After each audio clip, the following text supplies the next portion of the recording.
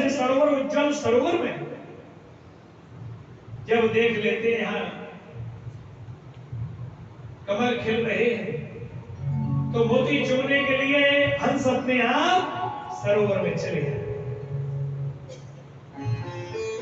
ऐसे ही विचार देखो पंडित गुणी संत जन, जहां हाव भाव भक्ति का भाव दिखाई देता है वहां संत ब्राह्मण, संत महात्मा, ब्राह्मण, त्रिकालज्ञ की ऋषि, भगवान के भक्त अपने आप दर्शन होने लगेंगे, दिखाई देने लगेंगे।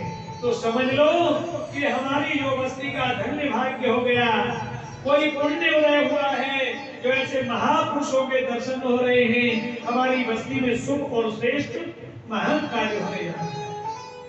तो देवी देवताओं के, संत महात्मा, विद्वानों के दर्शन जब ही होते हैं जब हमारी बस्ती का सौभाग्य होता है। ये सौभाग्य है किसी न किसी के माध्यम से सभी भक्तों के सहयोग से महर्षिपुरम कॉलोनी में भगवान शिव जी के दरबार में और श्रीमद् भागवत महापुराण की कथा अनेक मास के महीने में सुनने को आपको प्राप्त होगा। तो ये पुण्य तो है ही हमारी बस्ती का, और क्या चीज है। पुण्य नहीं होते तो ऐसा श्रेष्ठ कार्य नहीं हो सकता। ये पुण्यों का प्रभाव है, आप लोगों को इसका लाभ मिल रहा है।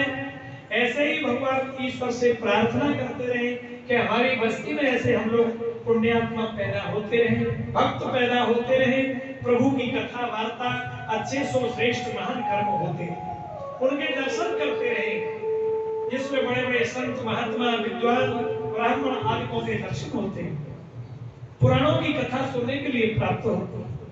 राजा परीक्षित आए, बिना बुलाए वहां त्रिकालज्ञ ऋषि अपने आप आए, पता लगते ही अब राजा परीक्षित के लिए उपाय खोजने लगे। बोले भाई 7 दिन में राजा परीक्षित की यानी मृत्यु होनी और 7 दिन में ही हर जीव को, हर प्राणी को जन्म लेना है। 7 दिन सबके लिए। आप ये सोचो कि तुम्हारे लिए 18 दिन हो, किसी के लिए 18 नहीं।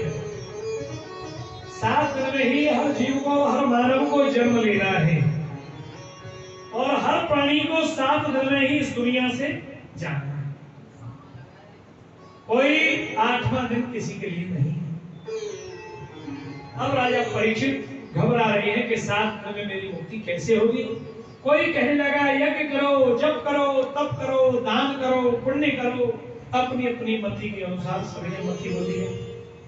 लेकिन राजा परीक्षित को पहले ही जन्म कुंडली में ब्राह्मणों ने लिख दिया था कि व्यास नंदन श्री सुखदेव जी महाराज स्वयं पधारे। व्यास नंदन श्री सुखदेव जी महाराज चले आ रहे हैं। यम प्रजंत मनुपेतमपेत कृत्यम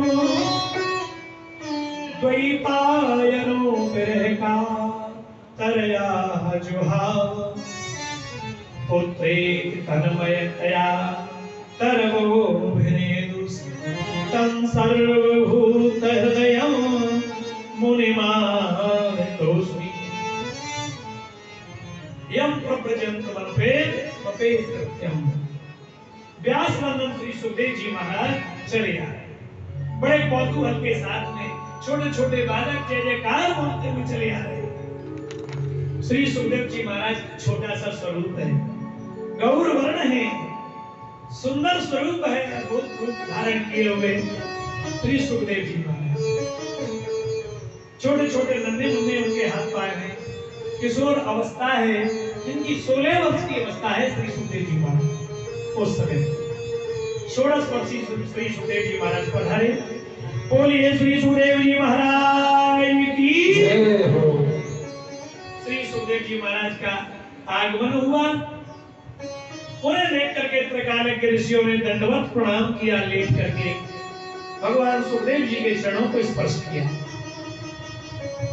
यहाँ श्रोताओं ने प्रश्न कर दिया कि क्यों महाराज, कहां 16 वर्ष के सुखदेव जी महाराज और कहां त्रिकालज्ञ ऋषि जो हजारों वर्ष की अवस्था वाले प्रणाम कर रहे हैं, उनको क्यों कर रहे हैं?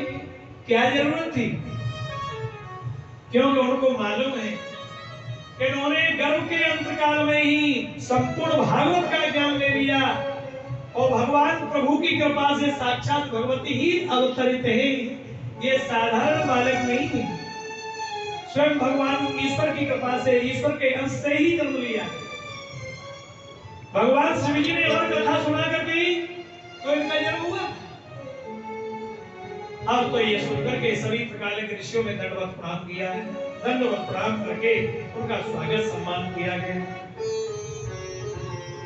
राजा परीक्षित ने लेट करके भगवान के चरणों को पकड़ लिया, प्रभु मुझे क्षमा करो, मेरे लिए 7 दिन का समय है, आप कृपा करो, मेरा उद्धार करो, मेरी मुक्ति। भगवान सुखदेव जी का स्वागत सम्मान किया, श्रेष्ठ उचित बहुत उच्च स्थान दिया, आसन दिया। सुखदेव जी महाराज जब दौड़ते हुए जा रहे थे तो एक सरोवर में देव स्त्री अप्सराएं स्नान कर रही थी नग्न अवस्था में। तो जैसे सुखदेव जी निकल गए तो जब तक तो उन्होंने कोई ध्यान नहीं दिया, और वृद्ध बाबा व्यास जी महाराज एक बूढ़े वृद्ध अवस्था वाले और अपने बेटे को ढूंढते ढूंढते पीछे पीछे चले जा रहे हैं। तो जा रहे थे, व्यास जी को देखकर उनको लज्जा आने लगी और उन्होंने वस्त्रों को पहनना शुरू कर दिया।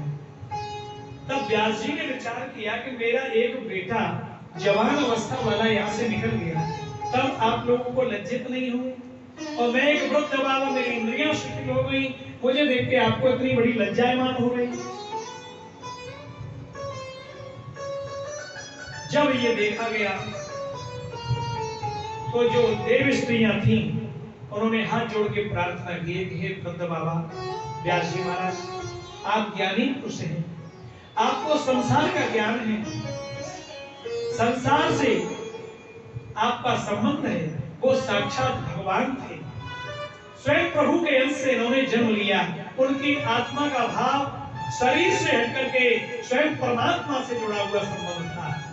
उनको कोई ज्ञान नहीं है कौन स्त्री है, कौन पुरुष है, कौन वस्त्र रहित है, कौन वस्त्र पहने हुए है, वो साक्षात भगवान ईश्वर थे महाराज श्री सुखदेव जी। तो जो भगवान है उनसे किसकी लज्जा है, और जिसका संसार से, जीव से, माया मोह से संबंध है तो वहां लज्जा करनी पड़ती है। ये प्रमाण आपको 10वें स्कंद की कथा में जो ब्रज गोपियों का प्रसंग आता है ना, चीरहरण लीला का, उस समय भी कथा प्रसंग में बड़े विस्तार से श्रवण करेंगे कि चीरहरण भगवान कृष्ण ने क्यों किया। वहां भी ब्रज गोपियों की परीक्षा ली थी भगवान ने कि आत्मा का संबंध परमात्मा से कितना है और शरीर और संसार से ब्रज गोपियों का संबंध कितना है। ये ईश्वर की परीक्षा है। वृंदावन हरिलाल की क्या इस प्रकार से महाराज राजा परीक्षित जी ने स्वागत सम्मान किया, और इन परीक्षित राजा से कहा कि आप घबराओ मत, आपके लिए 7 दिन का समय बहुत है। खडवांग नाम के राजा तो वही में भवसागर से पार हो गए, इनका उद्धार हो गया। ओम नमो भगवते वासुदेवाय। भगवान वासुदेव का स्मरण करते हुए, और जब अध्याय स्कंध प्रारंभ होता है समाप्त होने के बाद, तो वहां श्री सुखदेव जी महाराज ने मंगलाचरण किया। मंगलाचरण किया कि हमारे धर्म ग्रंथ के अध्याय अथवा स्कंध में किसी प्रकार की कोई आपत्ति विपत्ति नहीं है। तो बरियारेश देव कृष्ण आत्मनित विसम्मतः पुंसां श्रोतव्या दिश्य परम्